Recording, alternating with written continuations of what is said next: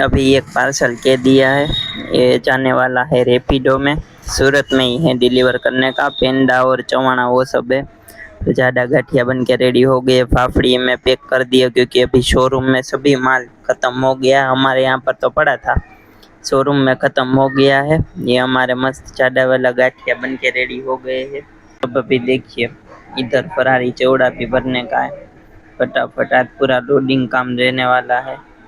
चलो यहाँ पर देखिए पापा आ गए। इधर देखिए थाबड़ी का पेंडा का ऑर्डर था 9 किलो, उसके बाद में ये 2 किलो बनने का है। टोटल 11 किलो का ऑर्डर है और ये चवाणा उसके बाद में भरने का है।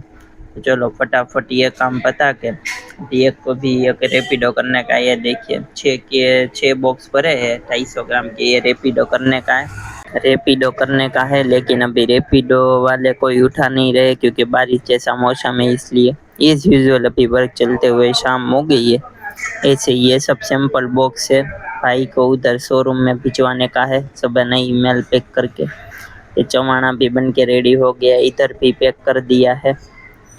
पूरा 13-14 किलो के आसपास माल बनता है। चलो तो ये देखिए हमारे यहाँ पर कुत्ता रोज आता है, ये वाली कुत्ती है। चलो तो उसको पेंडा खिला देते हैं। पूरा रोज का उसका फिक्स ही रूटीन रहता है, सुबह शाम पेंडा ही खाती है सिर्फ। तो अभी चली जाएगी, देखो बहुत भोली भाली है, अच्छे से प्यार से ऐसे देखती है।